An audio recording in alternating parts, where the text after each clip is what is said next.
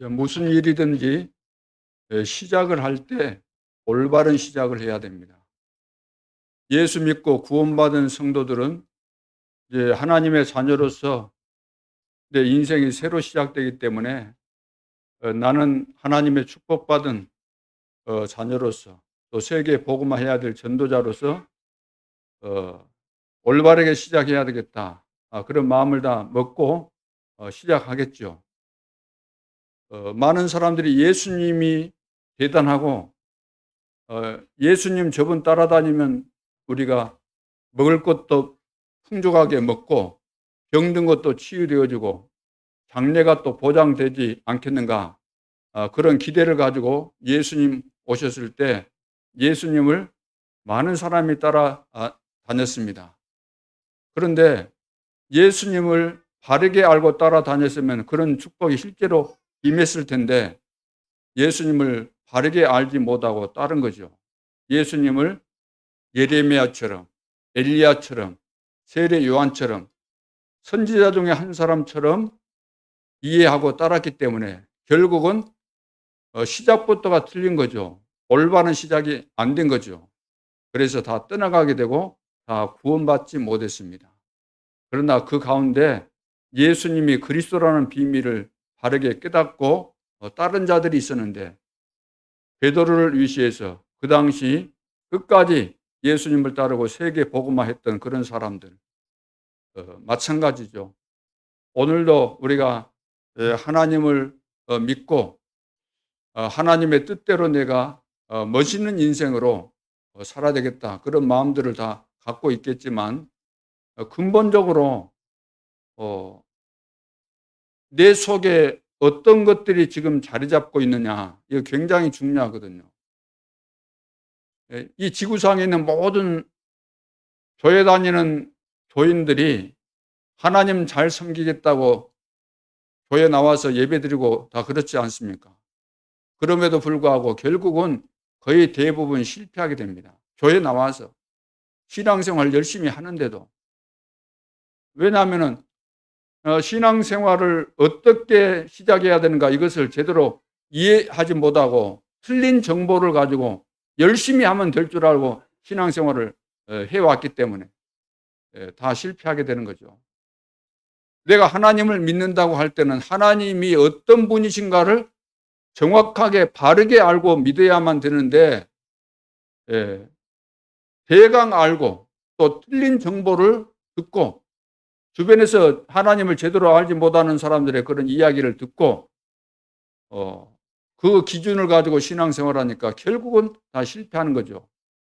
그리고 대부분 다 하나님을 만난 체험도 없고 하나님께서 주신 사명도 모르기 때문에 하나님을 믿는다는 그 숨겨져 있는 동기가 전부 다 육신적인 것, 세상적인 것, 세상에 보여주는 성공을 추구하면서 하나님을 믿기 때문에 그 동기 자체도 틀린 거지 않아요. 그렇기 때문에 거의 대부분이 이 기독교 역사를 볼 때 다 실패했다는 겁니다. 그러는 가운데서 우리가 가장 중요한 재앙시대를 지금 맞이했고 21세기 누구도 거부하지 않고 이구동성으로 다 인정할 수밖에 없는 말세 그것도 지말을 맞이했습니다. 이럴 때 우리는 올바른 신앙생활을 해야 되겠습니다. 오늘 서론에서 그러면 올바른 신앙생활 그 시작을 어떻게 해야 되는가? 서론에서 정확한 언약의 시작, 정확한 언약으로 시작하라 그 말이에요. 언약으로 사람 말 듣지 말고 틀린 기준 가지고 내 나름대로 이렇게 하면 되겠다 그러지 말고 다 우리는 생각이 있잖아요. 또 배운 사람들은 배운 그 뭐 관록이 있기 때문에 자기 속에 들어가 있는 지식이 있고 또 경험이 많이 있기 때문에 하나를 들으면 두 개, 세 개 다 예측하고 다 정리가 되거든요. 그러면 감 잡아가지고 이렇게 하면 되겠다. 대부분 다 그렇게 생각하죠. 그런 기준으로 하지 말고 정확한 언약으로 시작을 해야 됩니다. 왜냐하면 하나님은 신앙생활에 성공할 수 있는 기준을 우리에게 주셨는데 언약을 주신 겁니다. 하나님의 말씀을 주신 거예요. 그렇다면 이 하나님의 말씀, 언약을 얼마만큼 우리가 제대로 이해하고 이 말씀 기준에 따라서 신앙생활을 하느냐 이것은 모든 것이라고 할 수 있는 거죠. 자, 그러면은 정확한 언약으로 시작을 하는데 어떻게 하면 될까요? 첫째, 원조의 축복 흐름 속에서 시작을 해야 됩니다.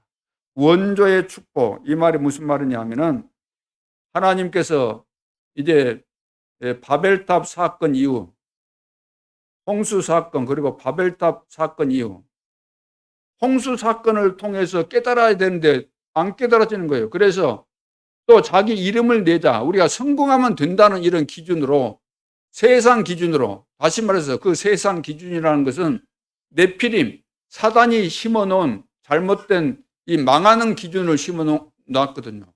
이 기준에서 빠져나오지는 못하는 거예요.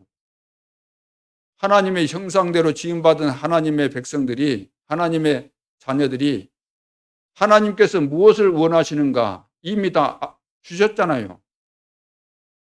땅을 정복하고 다스리라, 충만해라, 그렇게 말씀하셨는데 그거 하지 말자는 거예요. 우리가 흩어지지 말자. 우리가 이름을 내자. 성을 높이 쌓자. 하나님을 정면으로 도전하는 그런 행위를 한 겁니다.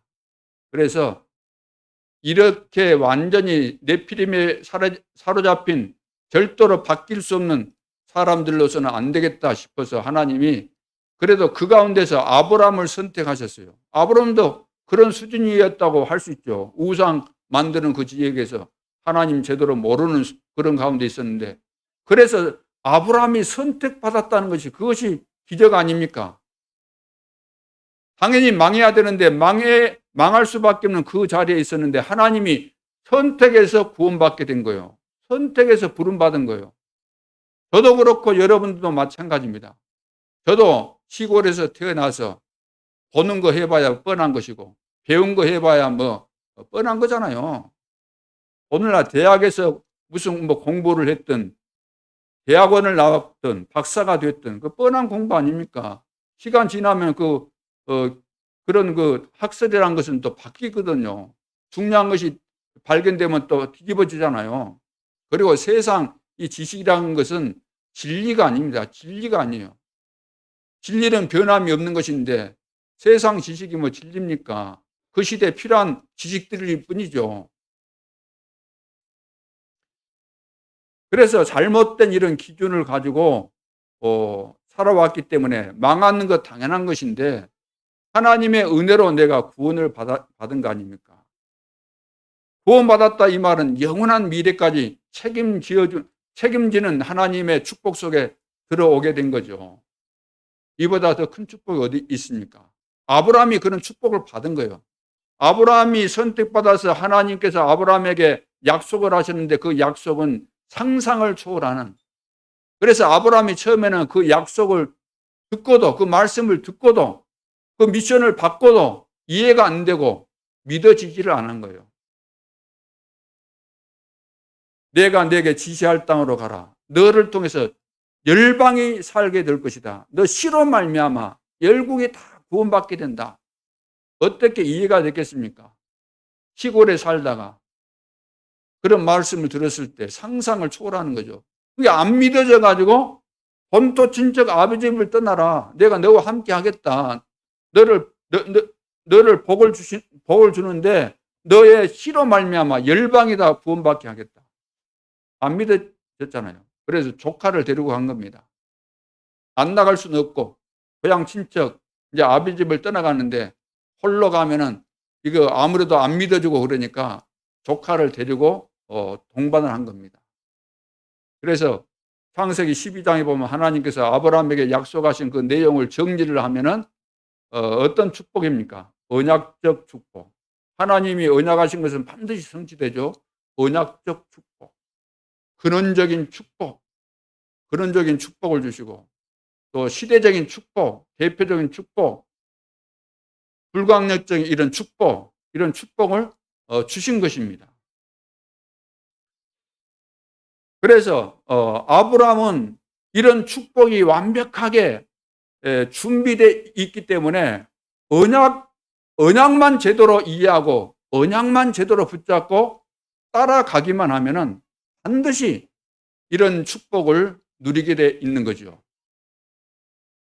그래서 이스라엘의 역사를 볼 때 7번 큰 재앙이 일어났는데 거기에 이제 주역이 됐던 7명의 렘넌트는 여러분 잘 아시겠죠? 요셉이나 7명 있지 않습니까? 모세, 요셉 이런 사람들이 있는데, 이 사람들 주변에 이들을 도왔던 극소수의 사람들, 거기 보면은 요게벳이 누굽니까? 모세의 어머니 아닙니까? 한나가 누구예요? 사무엘이 있게 한 사람이 한나잖아요. 다윗을 있게 한 사람이 누구예요?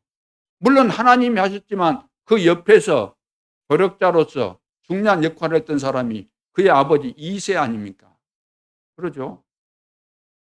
이런 사람들, 엘리야와 또 엘리사, 그 옆에 있었던 사람이 누굽니까? 누구예요? 엘리야와 엘리사 옆에 오바데 같은 이런 사람. 초대교회 그 여성도들, 로마서 16장에 그 바울을 도와서 세계 복음화했던 그 제자들, 이 사람들이 한결같이 어떻게 그 시대의 최고의 축복 속에서, 최고의 응답 속에서 승리하고 하나님께 영광을 돌리고 세계 복음화의 축복을 누렸는가? 그 비밀은 단 하나밖에 없는 거예요. 그 비밀이 뭐냐면은, 그 비밀이 바로 언약을 붙잡고 끝까지 갔다는 거죠. 언약, 하나님께서 주신 언약을 붙잡고 갔더니 이런 축복을 누렸던 거죠. 그래서 오늘도 여러분들이 해야 될 가장 중요한 것은, 올바른 시작이 뭐냐면은 설교를 그냥 듣지 말고 설교를 귀담아서 듣고 세밀하게 듣고 잘 들어야 된다고 말이에요. 그러면서 제가 김광희 목사의 말을 듣는 거 아니에요. 김광희 목사 이야기를 듣지만 여러분들은 하나님의 음성을 들어야 된다 그 말이에요. 이 목사님을 통해서 하나님이 나에게 오늘 말씀하신다, 그렇게 깨달아져야 되는데, 사람만 쳐다보고 있으면 여러분들은 시험 들 수도 있습니다. 왜? 여기 서 있는 이 사람은 여러분보다 수준이 낮을 수도 있고 지식이 부족할 수도 있고 모자란 부분이 많을 수도 있습니다. 그렇기 때문에 저를 쳐다보고 있는 이상 여러분들은 은혜 받을 수가 없어요. 그래서 하나님은 만물을 통해서도 우리에게 깨닫게 해주시고 불신자를 통해서도 우리에게 말씀하시고, 하나님이 못하실 일이 어디 있습니까? 여러분들이 잠자고 있는데도 깨닫게 하실 수 있고, 하나님은 우리를 실패시켜가지고 깨닫게 하시기도 하고, 하나님이 우리를 인도하시는 방법은 수없이 많은데 그 가운데서 가장 중요한 것이 하나님의 말씀을 듣도록 하는 방법이, 하나님이 교회를 세워서 복음을 전하는 목사를 세워서 하나님께서 구체적으로 하나님의 일을 하신다 그 말이에요. 그렇다고 한다면 여러분들이 말씀을 바르게 듣는 것이 가장 중요합니다. 대부분 틀리게 듣기 때문에. 어떤 사람은 말씀 들으면서도 시험 듣는 사람이 있잖아요. 또 집중이 안 된 사람도 많이 있잖아요. 오해하는 사람도 많이 있잖아요. 저 말씀은 놔두라고 한 말이구만. 이렇게 또 생각하는 분들이 많이 있어요. 좋은 말 같으면 좋은데, 예를 들어서 책망하는 그 말을 했을 때 저거 놔두라고 하는 말이구만, 이렇게 하면서 시험 드는 사람이 많이 있잖아요. 저는 전체를 대상으로 해서 하는데, 그렇지만 하나님은 여러분 개인에게 다 틀리게 은혜가 오는 거예요. 응답이 오고. 그래서 이 부분을 여러분들이 잘 깨닫는 것이 중요하죠. 그래서 원조의 축복 흐름 속에 있어야 되는 거예요. 원조의 축복 흐름 속에. 그래서 하나님의 말씀을 들어도 부분적으로만 듣지 말고 어떤 단어만 가지고 꼬집어서 이해하려고 하지 말고, 성도들이 성경을 보면서도 단어만 가지고 막 보는 사람 많이 있잖아요. 단어 갖고. 과거에 보면 그 붕집회 할 때 강사들이 단어 가지고 막 계속 풀잖아요. 단어 하나를 꼬집어내 가지고 1시간, 2시간이고 계속해서 그거 말하잖아요. 그 단어를 꼬집어낸 이유는 내가 목적을 가지고 관철시키려고 하다 보니까 그 단어를 찾아내 가지고 계속해서 하는 거예요. 그게 아니고, 여러분들이 어떤 목적지를 이제 처음 간다고 할 때 내가 다음에도 여기 와야 되니까 이 길을 기억해야 되겠다라고 생각할 때 뭐 시내를 가든지 그렇게 할 때 어떻게 뭘 봅니까? 물론 간판 글씨도 보겠지만 그보다는 지형 전체를 봐야 되잖아요. 지형 전체를 보고 도로 상황도 보고 건물 큰 거 있는 거 전체적으로 이 전체 그림을 보고 찾아가야 되는 것이지 간판 하나만 딱 보고 갔다? 그래가지고는 찾기 힘든 겁니다. 성경을 볼 때도 마찬가지예요. 성경 전체를 보는 눈을 가지고 그 다음에 필요하다고 한다면 부분적인 것도 보는 것인데, 그래서 하나님께서 우리에게 말씀하셨으면은 그 전체 흐름을 잘 이해를 해야 된다는 거예요. 어떤 의도에서 이 말씀을 하나님께서 하셨을까? 이런 질문을 던져야 되는 거죠. 부부간에도 싸울 때 그 옥신각신 말하면서 싸우잖아요. 싸우다가 이제 분리할 것 같으면 상대방이 단어 하나 그 기분 나쁘게 쓰면 그 단어를 물고 계속해서 하잖아요. 왜? 자기가 불리하니까. 왜 그런 말을 하냐고 그러면서. 그런 경험은 없습니까? 자, 그래서 원조의 축복 흐름 속에 우리는 이 시대의 원조입니다. 이 시대의 원조예요. 구약 시대 때 언약이 신약 이제 예수님이 오시면서 완전히 성취되고 완성되면서 제대로 된 교회가 탄생했고 그때 모든 것들이 이제 다 제대로 보여지게 된 시대가 된 거죠. 예. 그래서 신앙생활을 어떻게 하면 되는가? 예수님 오신 그때부터는 오순절 성령이 임해서 교회가 시작된 그 교회, 그 모습, 그 내용, 그 본질을 따라서 신앙생활을 하면 되게 돼 있는 겁니다. 그래서 그 당시 때 세계 복음화가 이루어진 거죠. 그런데 지금 2000년이 지나면서 이런 원색 복음이 다 퇴색돼 버리고 없어져 버린 거죠. 그러는 가운데서 2000년 만에 원래 이 복음의 본질을 회복하는 그런 시간표를 하나님이 주시는 가운데서 이 복음이 회복되어지고 교회가 다 문 닫고 안 되는 이런 상황에서 참된 교회가 일어나서 세계 복음하는 이런 시간표를 맞이했다는 그런 측면에서 우리는 2000년 만에 회복된 전도운동에 이 중요한 시간표에 나와 우리 교회가 이 축복의 시점에 있다는 거예요. 그렇다면 우리는 이 세계 복음화의 축복의 대열 속에서 원조나 마찬가지고 시조나 마찬가지고 종결자나 마찬가지죠. 끝 마무리까지 다 우리는 보고 가는 자들이기 때문에 그런 측면에서 굉장히 우리 개인적으로도 중요하고 교회적으로도 너무나 중요한 축복 가운데 있다는 거 여러분들이 꼭 기억하시기를 바랍니다. 두 번째, 전무후무 축복 누림 속에서 시작을 해야 되는 거죠. 이 말이 무슨 말이냐면은 하나님의 말씀을 우리는 많이 듣잖아요. 여러분들 주일날만 듣는 사람도 있겠지만 저 같은 경우는 많이 들어요. 많은 사람들은 뭐 목사는 말씀 안 듣고 그래도 뭐 되겠지. 말씀 안 듣고도 얼마든지 할 수 있어요. 설교 얼마든지 할 수 있어요. 그렇지 않겠습니까? 내가 29살 때 목사 안수를 받았으니까 얼마나 목회 경력이 많습니까? 다 할 수 있어요. 그런데 왜 내가 또 메시지를 드려야 됩니까? 운동할 때마다, 걸어서 어디 갈 때마다 메시지 듣고, 집에서도 듣고, 교회 와서도 듣고. 왜 그러겠어요? 말씀을 많이 들으면서, 많이 들으면 들을수록 더 정리가 바르게 되기 때문에. 그래서 말씀이 정리돼야 됩니다. 다윗도 보니까 이제 그 말씀을 기록할 정도로, 근데 말씀을 다윗이 기록했잖아요. 시편을 이제 150편까지 있는데 한 3분의 2 정도는 다윗이 이제 기록했는데 어떻게 기록한 것 같아요? 다윗이 머리가 좋으니까? 그거 아니죠.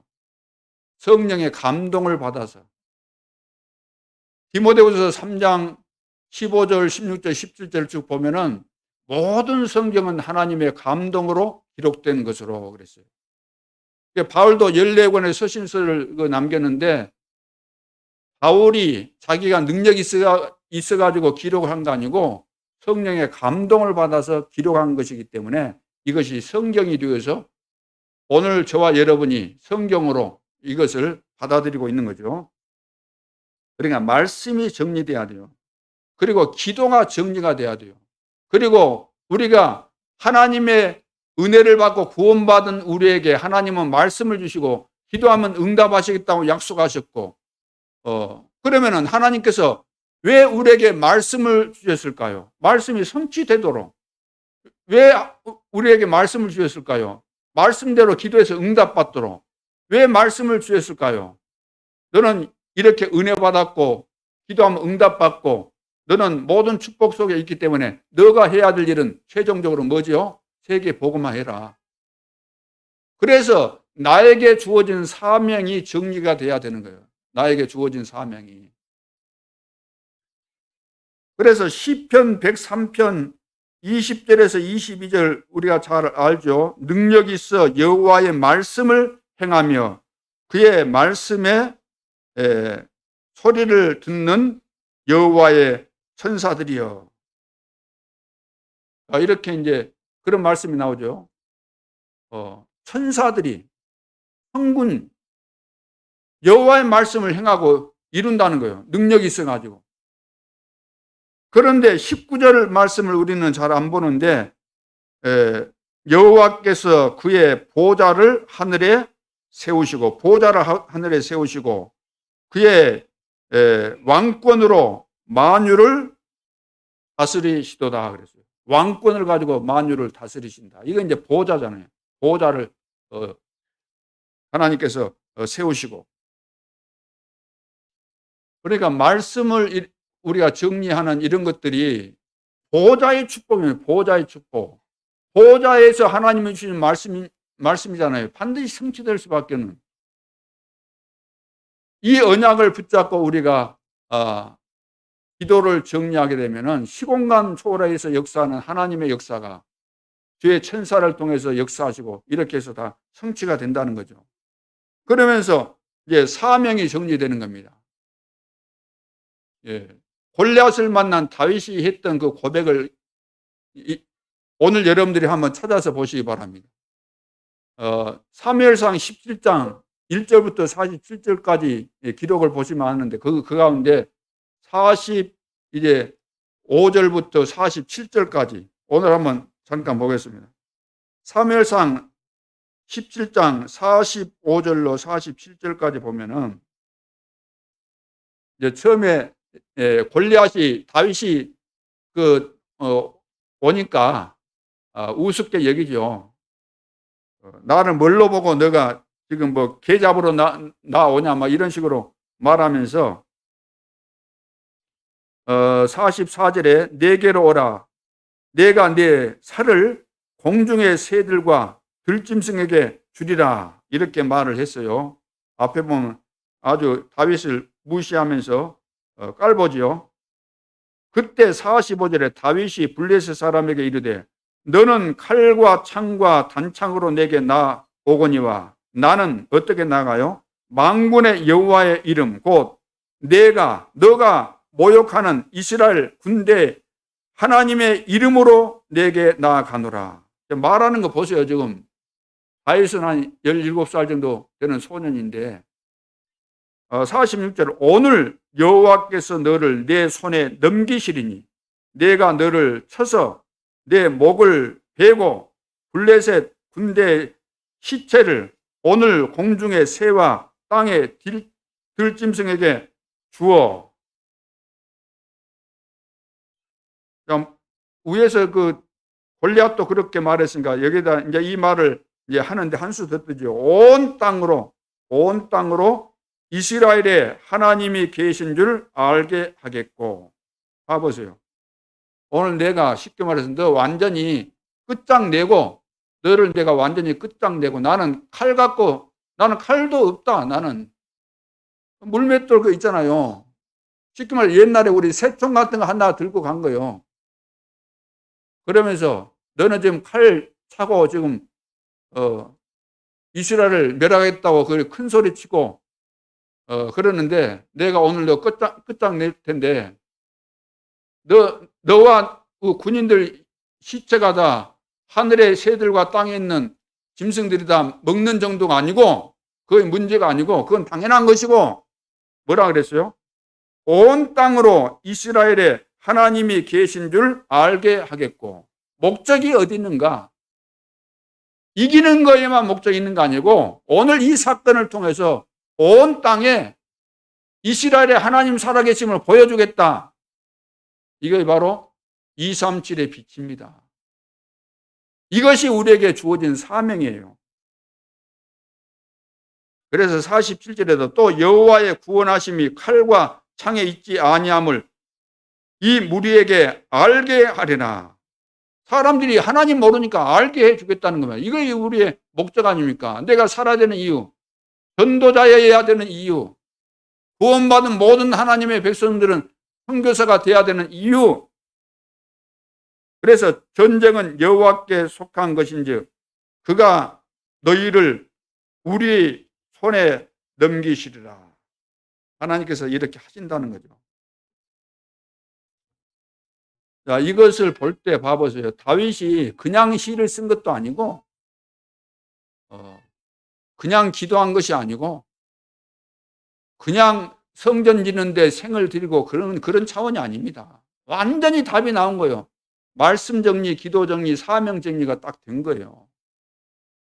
오늘 우리가 살아가면서 왜 시험 들고 그러겠어요? 시험 들 이유가 없는데 말씀을 들어도 말씀 정리가 안 되지. 기도 정리가 안 되지.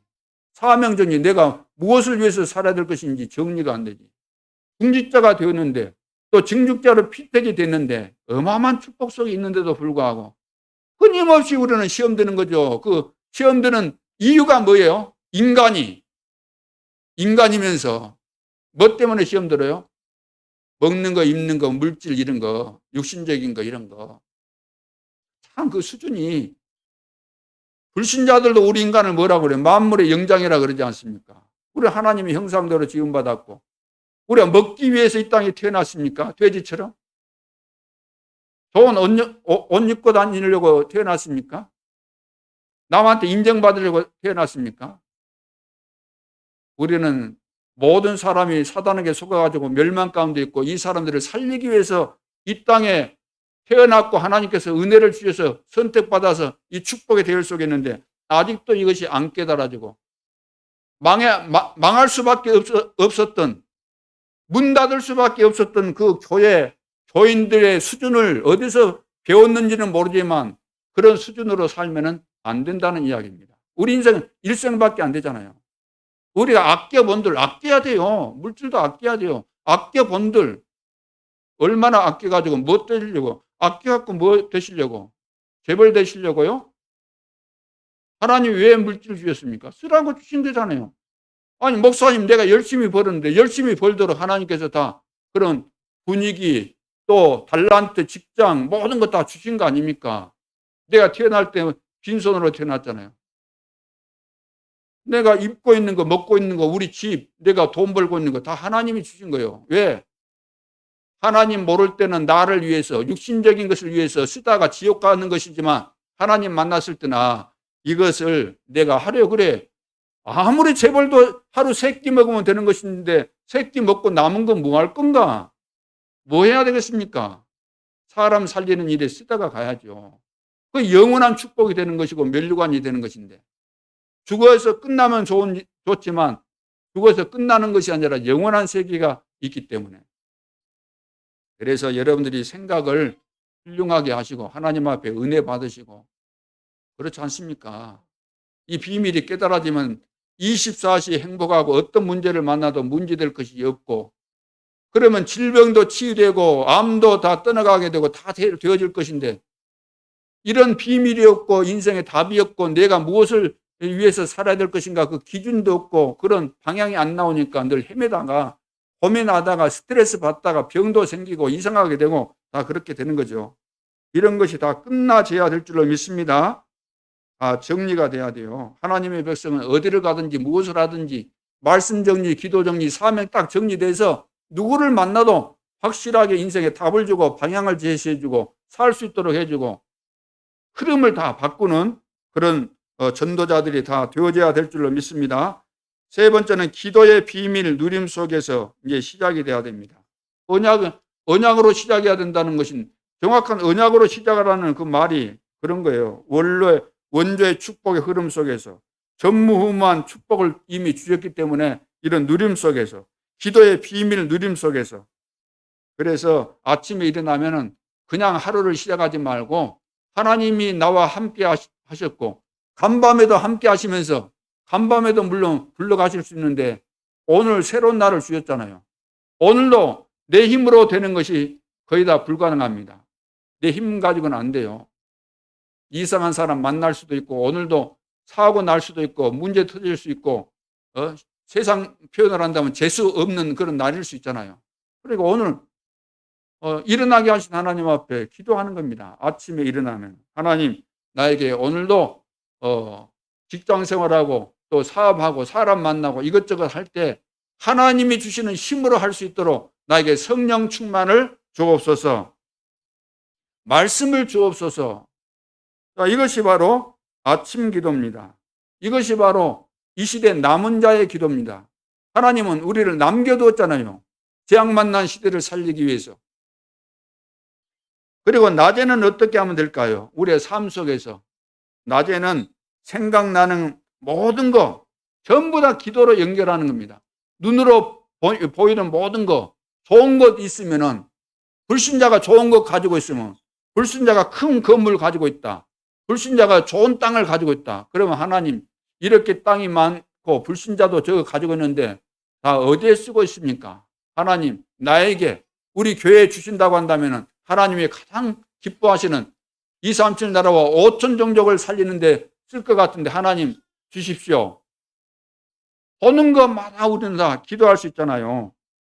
또 오늘도 어떤 사건을 만나든지 일을 만나든지 사람을 만나든지 그런 것을 통해서 하나님께 영광 돌릴 수밖에 없는 전도운동과 관계되는 이것으로 연결을 해서 계속해서 우리가 기도하는 것. 이것이 바로 삶 속에서의 기도입니다.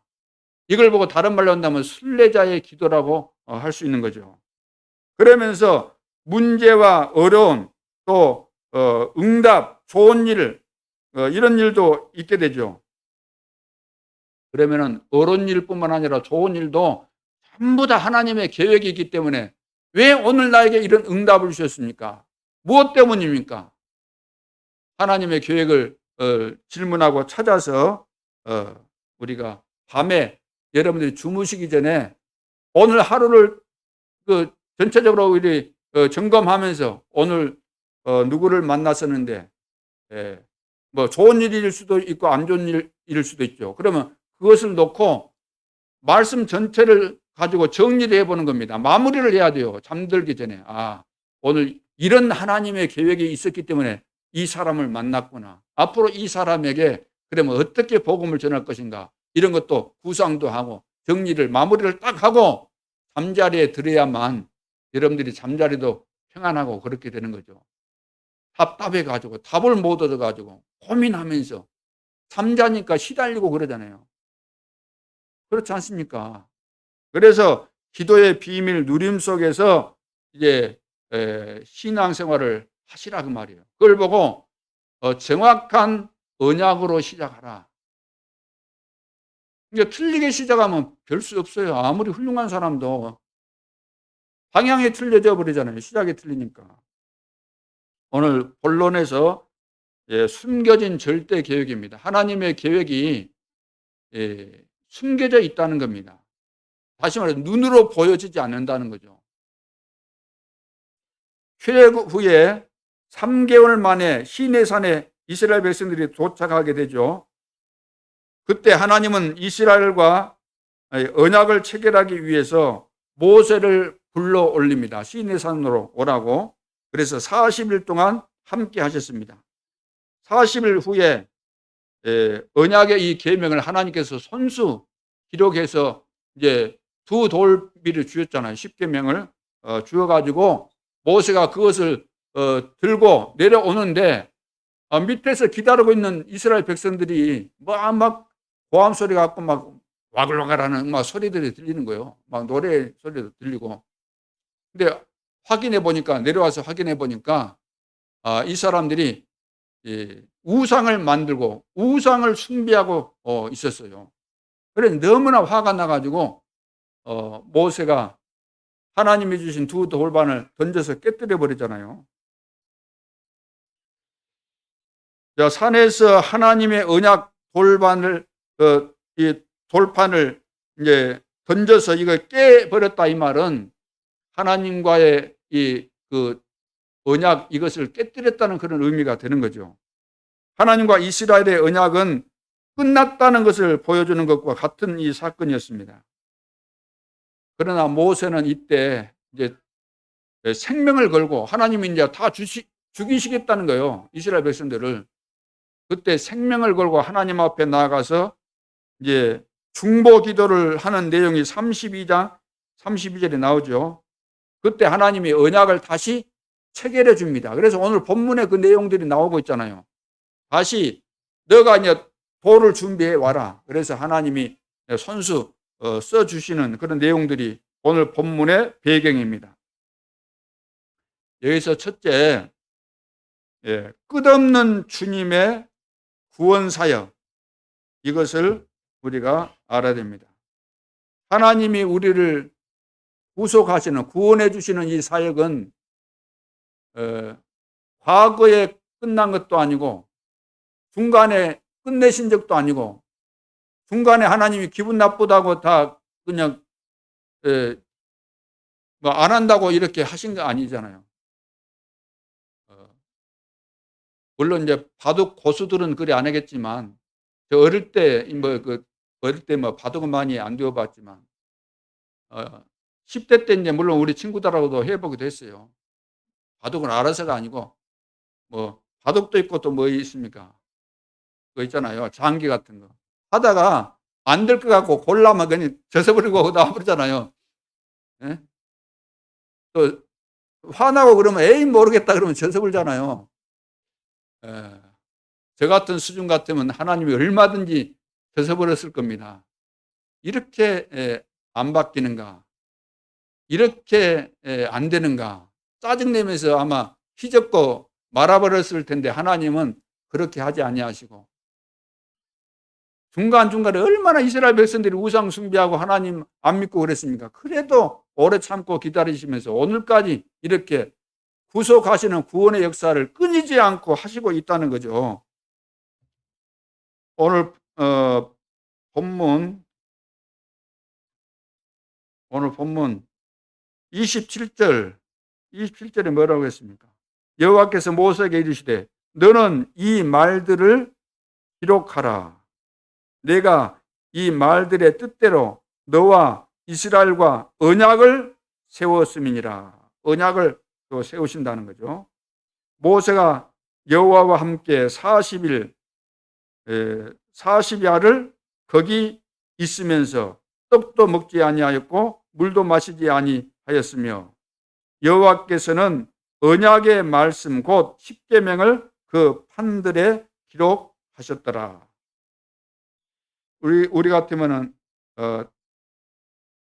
화나니까 다 뒤집어 엎었을 텐데 하나님은 다시 이렇게 언약을 체결해 주시죠. 언약을 세워 주시는 거죠. 그래서 하나님의 그 사랑의 하나님께서 언약을 맺고 그 언약을 판에 기록해 주시고 잊지 않게 하셨는데 그 후에 이스라엘은 이 언약을 잃어버리고 바벨론으로 또 포로가 돼갑니다. 이렇게 주셨는데도 불구하고 또 잃어버린 거예요. 이 언약을 잃어버리고 십계명 가운데 우상 숭배하지 말라는 그 말씀이 얼마나 중요한 말씀입니까? 하나님이 제일 싫어하는 것인데 또 우상 숭배하다가 다 포로가 간 거 아닙니까? 아수르에게 잡혀가고 바벨론에 이제 포로로 다 잡혀가게 되는데 하나님은 그래도 결코 포기하지 않으시고 그때도 보니까 예레미야를 통해서 새 언약을 주십니다. 예레미야를 통해서. 우리 같으면 벌써 포기했을 텐데 내가 하나님 같아도 포기했을 텐데 예레미야 31장 31절 32절에 보면은 새 언약을 세워주었습니다. 포로로 잡혀갔는데도 불구하고 거기 말씀을 보니까 여호와의 말씀이니라. 보라, 날이 이르리니 내가 이스라엘 집과 유다 집에 새 언약을 맺으리라. 자, 이스라엘 백성들과 새 언약을 맺겠다. 우상 숭배하다가 바벨론의 포로로 있는 그때 하나님께서 새 언약을 맺겠다 그랬어요. 그러면서 이 언약은 내가 그들의 조상들의 손을 잡고 애굽 땅에서 인도하여 내던 날에 맺은 것과 같지 아니할 것은, 시내산에서 돌판에다가 새겨갖고 준 그런 그 언약 차원을 넘어선다는 말씀을 지금 하고 있는 거죠. 그래서 이 언약은 돌판이 아닌 만판에 새긴다고 이렇게 말씀하셨어요. 그래서 이 새 언약의 새 언약에는 영을 줄 것을 약속하면서 백성들로 하나님의 법을 지키게 했습니다. 그래서 하나님의 백성이 되게 하시겠다. 에스겔서 11장 17절로 20절에 보면 그런 말씀이 나옵니다. 그들은 내 백성이 되고 나는 그들의 하나님이 되리라. 과거에 돌판에 새겼던 그 차원이 아니고 이제 새 영을 주어서 신을 부어서 내 백성을 삼겠다, 이렇게 말씀하신 것입니다. 그래서 이 약속은 예수님 승천 시에 재확인이 됐죠. 예수님이 부활하신 다음에 승천 이제 하시게 됐는데 그 승천하시기 전에 무슨 말씀합니까? 내가 이제 가면은 보혜사 성령을 보내주겠다. 너희들은 몇 날이 못 되면 성령으로 세례를 받을 것이니까 떠나지 말고 이거 기도해라. 이렇게 말씀하시죠. 그래서 그 언약을 붙잡고 마가다락방에 모였던 성도들이 기도하고 있었는데 그 약속이 성취되는 시간표가 온 겁니다. 그 시간표가 오순절 날이 이미 이름에 바람 같은 불 같은 성령의 역사가 임하게 되죠. 자, 이 주님의 역사는 모든 구속의 사역을 끝내시고 죽으시고 부활하시고 승천하신 후에 약속대로 성령이 임하심으로 시작이 되었는데 지금도 그 역사는 중단이 안 되고 계속되고 있다는 거예요. 오순절날 마가다락방에 임하셔가지고 역사하셨던 그 성령은 지금도 계속되고 있습니다. 그러니까 사도행전 28장 31절까지 나와 있어요. 근데 그것은 사도행전은 마무리된 것이 아니에요. 사도행전은 글로 써진 그 사도행전은 마무리됐지만 그 내용을 보면 마무리가 안 된 거예요. 그 많은 자가 없었다 그래요. 바울이 쉽게 말해서 셋집에 감옥살이를 하고 있었는데 누구든지 바울을 찾아오면 다 만날 수가 있어요. 바울이 다른 데는 갈 수 없지만 그 셋집에 있는 동안은 누구든지 마음대로 찾아와서 만날 수가 있도록 다 이렇게 배려가 돼 있었는데, 그래서 바울이 거기에 감옥에 있었지만 복음 운동은 지속됐다는 거죠. 성령의 역사는 끊임이 없고 바울은 가둘 수 있어도 복음 운동은 가둘 수가 없는 거죠. 그래서 하나님의 역사는 우리가 예를 들어서 감옥에 있다고 해서 중단되고 그거 아닙니다. 내가 감옥 갔으니까 끝나는 거 아니죠. 사도 바울이 감옥에 있을 때 더 역사 많이 일어났습니다. 요셉도 감옥에 있으니까 끝났습니까? 아니잖아요. 누명 쓰고 감옥에 억울하게 있었지만 그 안에서도 계속해서 역사가 일어났던 것처럼. 그리고 이 축복은 하나님이 얼마든지 부르시는 모든 민족, 모든 시대에 다 적용될 수밖에 없는 거죠. 왜? 성령 충만 받으면 땅끝까지라고 말씀하셨으니까. 모든 족속 만민이라고 분명히 말씀하셨기 때문에.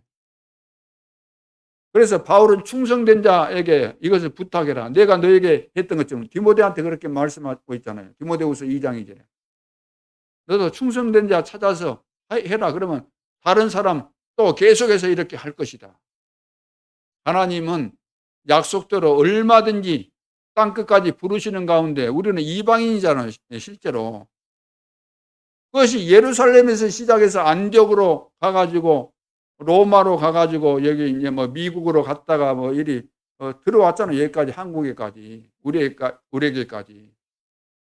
이제는 이 중요한 시간표를 맞이해서 인터넷 시대를 맞이해서 5천 종족까지 다 들어갈 수 있는 237 나라뿐만 아니라 5천 종족까지 들어갈 수 있는 그런 시대적인 배경 속에서 우리가 지금 있는 거잖아요. 과거에 일어났던 역사와 비교될 수 없는 그런 역사가 이 시대에 우리 앞에 지금 놓여 있는 겁니다. 그렇기 때문에 안 된다, 못한다 그런 말 하지 마시고, 여러분들이 좀 안 될 수 있어요. 나이 드신 분들은. 그러나 여러분들을 통해서 여러분 자녀와 후대들이 지금 일어나고 있는데 그 애들을 통해서 어마어마한 역사들이 일어나게 되는 거죠. 그래서 젊은 사람들, 우리 그 좀 렘넌트들 여러분들이 잘 보고 기도 제대로 하시고 앞으로 중요한 일들을 하나님께서 하실 줄로 믿습니다. 끝없는 주님의 이 구원 사역, 이건 주님 오시는 그날까지 이 복음운동, 전도운동은 중단이 안 되는 겁니다. 땅끝까지 복음이 증거된 이후에 끝이 오는 거죠. 이 시대는 지금 삽시간에 세계 복음화가 되는 겁니다. 삽시간에. 과거에는 성경 읽을 때 우리가 이해 못했던 그런 내용들이 이 시대에 와서는 이해가 되잖아요. 땅끝까지 이것이 어떻게 가능하냐고 말이에요. 모든 족속에 하나님께서 동시에, 하나님의 재림하시면 동시에 다 본다. 이게 불가능한 거 아니다. 그러면. 자, 두 번째는 언약을 붙잡은 성도들의 모습입니다. 언약을 붙잡은 성도들의 모습. 오늘 본문 거기 이제 29절, 30절, 35절 보면 무슨 내용이에요? 모세가 하나님하고 대화할 때 어떻게 됐어요? 얼굴에 뭐가 났다고요? 광채가 생긴 거예요. 하나님과 대화할 때. 그래가지고 내려왔는데 내려온 것을 보고 백성들이 쳐다볼 수가 없어요. 너무 두려워서. 얼굴에서 광채가 나가지고. 그래서 모세가 하나님과 대면할 때는 수건을 안 썼지만 그 백성들을 만날 때는 그 수건을 썼다 그랬어요. 가렸다 그랬어요. 너무 백성들이 볼 때 두려움이 많이 생기고 그러기 때문에, 쳐다볼 수가 없고 그러기 때문에. 언약을 받은 모세의 얼굴이 하나님의 영광으로 인해서 광채가 난 거죠. 우리 성도들도 그 빛 대신, 창조의 빛, 생명의 빛 대신 그분이 내 속에 있기 때문에, 그리스도를 주인으로 모시고 사는 자들이기 때문에, 그래서 우리가 진짜 예수를 믿게 되면은 어떤 현상이 일어나는가? 불신자가 보면 딱 보면 압니다. 저 사람은 좀 다르다. 저 어디 가면은 사람들이 보면은 다르다 그래요. 불신자들 여기 뭐 음식점이나 이런 데 가서 사람들을 만나고 누구 만나고 그러면 틀리다 그래요. 여러분도 마찬가지입니다. 진짜 주님이 내 안에 계시고 내가 인생에 답을 얻고 편안하게 되면, 평안이 오게 되면은 다른 사람들이 볼 때 틀림없이 알게 됩니다. 이분은 좀 다르구나. 뭔가 다르다. 근데 이보다 더 분명한 거 있어요. 여러분들이 진짜 귀신 들려가지고 저 많은 점쟁이 찾아가 보세요. 내가 예수 믿는 것이 분명하다고 한다면 틀림없이 가기도 전에 압니다. 가기도 전에. 우리 초창기 때 무당집에 들어가서 우리가 전도도 많이 하고 했었는데 어디든 가서 복음 증가하고 그랬는데 다 알아요. 모를 리가 없어요. 그러면 빛의 자녀들의 역할이 무엇입니까? 바울은 이제 그 답을 이제 그리스도의 편지라 이렇게 말했습니다. 우리 보고 우리는 그리스도의 편지라는 거예요. 편지. 세상 사람들이 우리를 보면서 편지를 받는 것과 마찬가지다는 거죠. 우리는 세상에 보내진 그리스도의 편지라는 거예요. 그리스도가 어떤 분인지, 세상 사람들이 구원받은 나를 볼 때 그리스도가 어떤 분인지 알게 만들어주는 편지다는 거죠. 그러니까 우리가 현장에서 사람 만나면은 대화 속에서 그 사람들에게 그리스도를 설명하니까 나를 통해서 그리스도를 알게 되는, 내가 그 사람들에게 있어서 뭐가 돼요? 편지나 마찬가지다. 중요한 편지죠. 편지를, 예를 들어서 요즘은 인터넷 시대이기 때문에 그러지만 중요한 편지를 부모님으로부터 내가 받았다. 여러 가지 내용들이 있잖아요. 중요하죠. 고린도후서 3장 2절 3절에 보니까 이런 말씀이 있어요. 너희는 우리의 편지라. 우리 마음에 썼고, 마음에 썼다 그랬어요. 무사람이 알고 읽는 바라. 너희는 우리로 말미암아 나타난 그리스도의 편지니에요. 우리로 말미암아 나타난 그리스도의 편지라는 거예요. 이는 먹으로 쓴 것이 아니요 오직 살아계신 하나님의 영으로 쓴 것이며.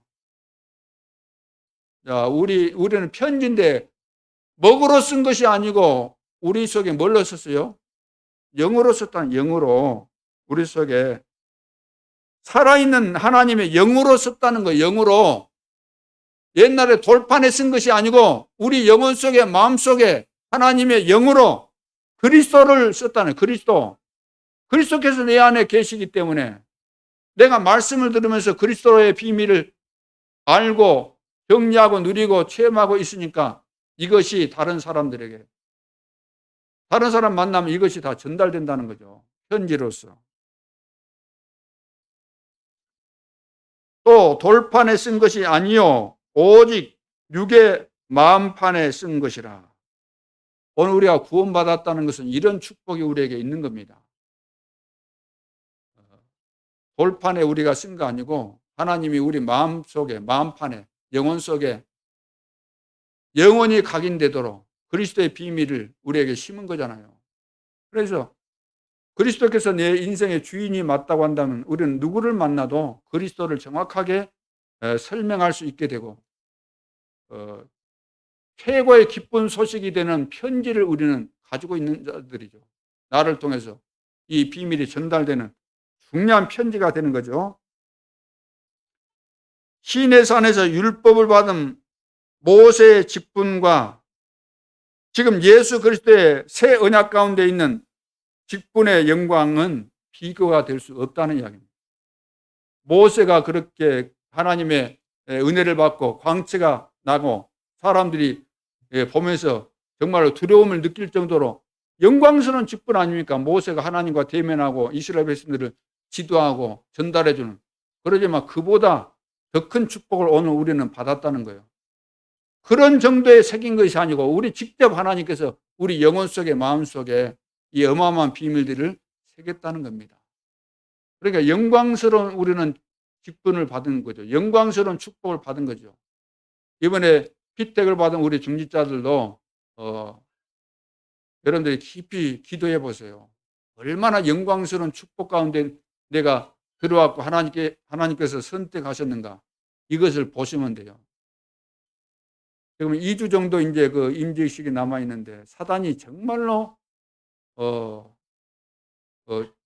기분 나빠가지고 많이 시험할 것으로 생각이 됩니다. 절대로 시험에 들지 않기를 바랍니다. 속지 않아야 됩니다.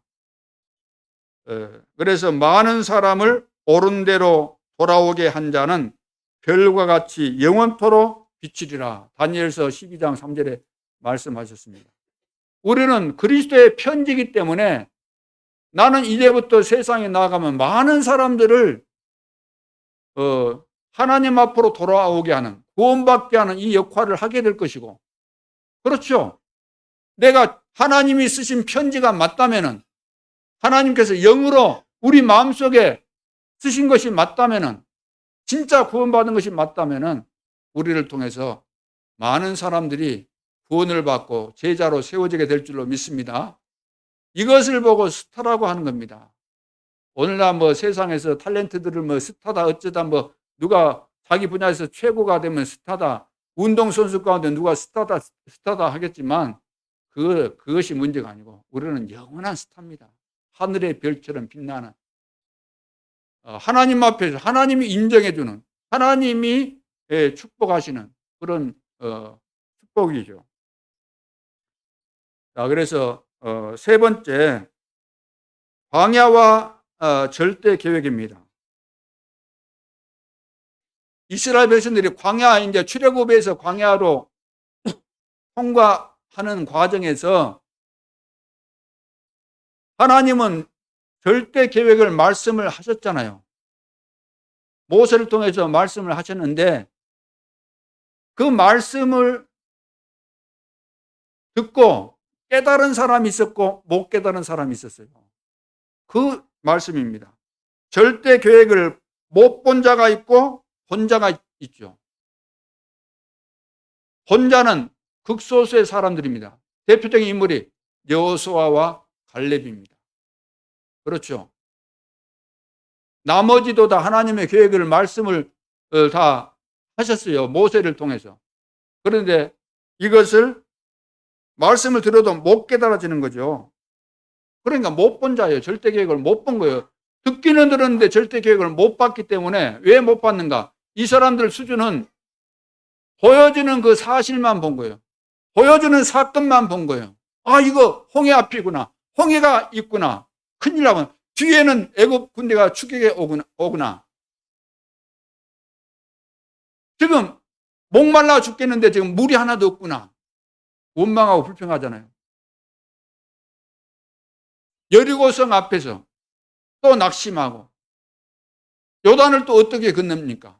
어떻게 또 가나안 땅에 들어갑니까? 그 거인들이 있는데 육신적인 눈을 가지고 보여지는 사건만 보고 낙심하고 원망하고 불평하고 불신앙하고 이것은 못 본 사람들이에요. 못 본 사람들. 그러니까 출애굽할 때도 10가지 그 막 기적이 일어났지만 그때까지 얼마나 여러 가지 어려운 상황들이 있었습니까? 광야에 나와서도 고난이 이만저만 한 거 아니고 아말렉도 연합군과 또 싸워야 되지. 여러 가지 상황들을 볼 때, 이 어려운 사건들을 볼 때 인간적인 생각으로 본다면 이것은 정말로 짜증날 수밖에 없죠. 그리고 포기할 수밖에 없고 이건 절대 불가능이다. 이런 말이 나올 수밖에 없고 그렇게 된 거죠.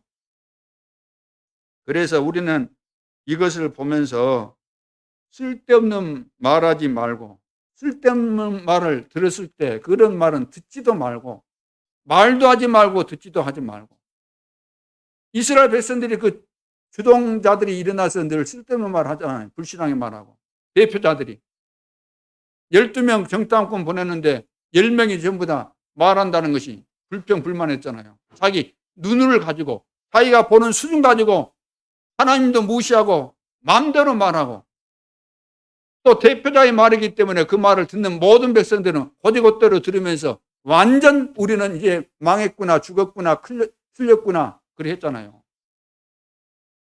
근데 여호수아와 갈렙은 그래 안 했잖아요. 하나님의 절대 계획을 본 겁니다.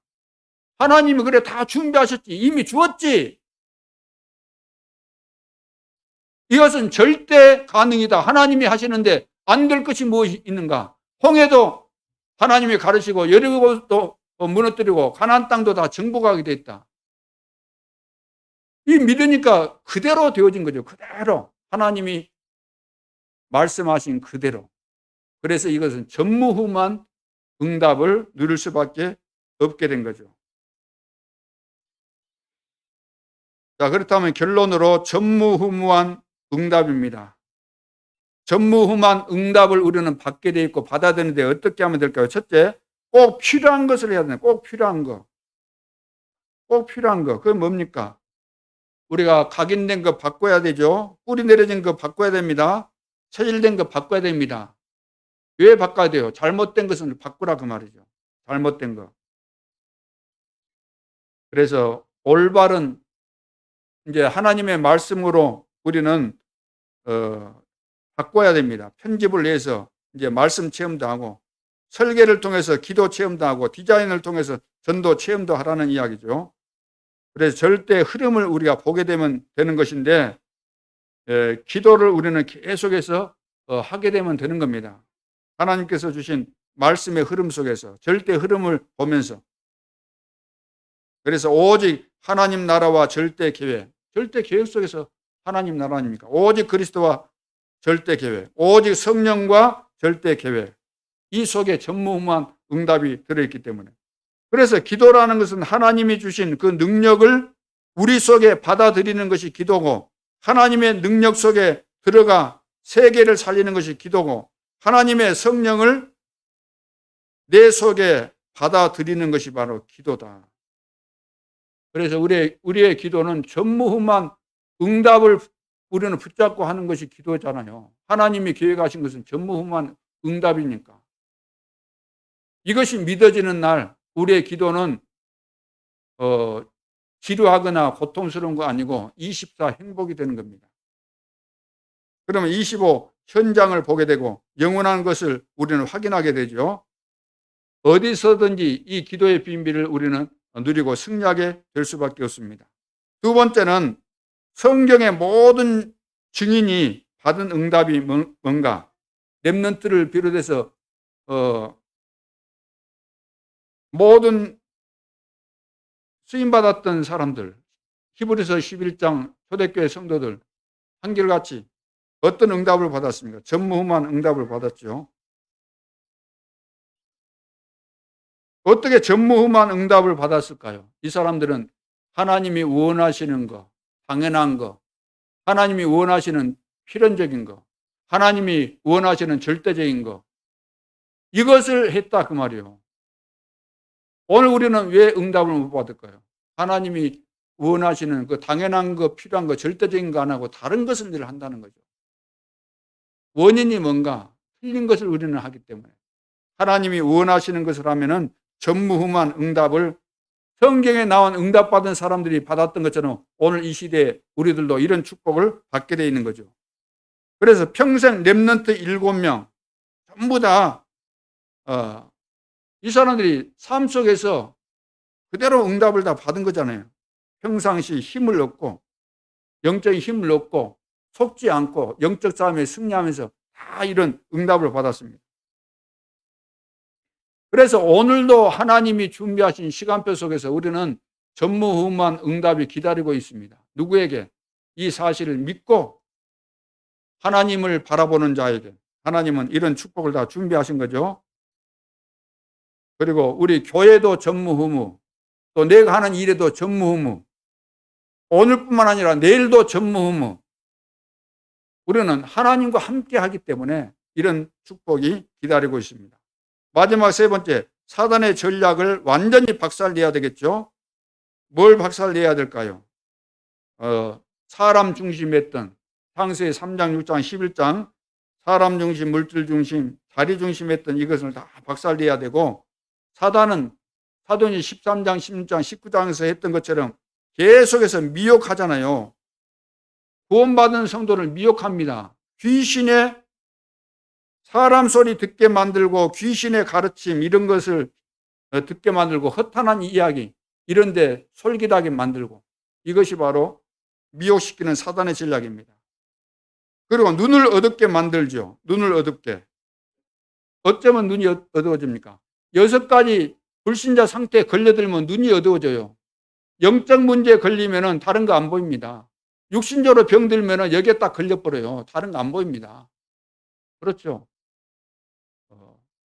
그러니까 6가지 불신자 상태에 걸리지 않도록 이거 다 박살을 내야 돼요.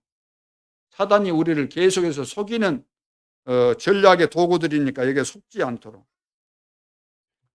그래서 여기에 걸려있는 사람은 내가 잡혀있는 줄은 몰라요. 그래서 더 문제인 겁니다. 내가 걸려있다는 사실을 모른다는 이것이 더 문제가 되는 거죠. 그래서 이런 내용들에서 우리는 걸려들지 않도록 다 박살내야 되는데, 어떻게?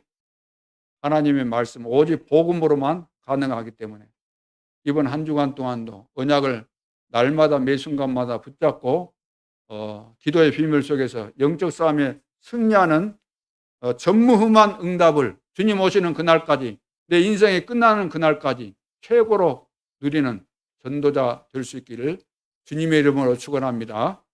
기도드리겠습니다. 하나님 아버지, 모세가 하나님을 만나고 대화할 때 얼굴에 광채가 빛났던 것처럼 하나님의 은혜로 우리가 하나님과 함께하며 24시 동행하며 하나님과 교제하는 하나님의 자녀요, 또 237 나라와 5천 종족을 살려야 될 시대적인 전도자들로서 이제는 성령으로 충만케 하고 24시 기도의 행복을 누리면서 어떤 현장, 어떤 사건, 누구를 만나도 흔들리지 않게 해주시고 모든 사람들에게 답을 주고 저들을 살려내는 그리스도의 참된 편지가 되어질 수 있도록 축복하여 주옵소서.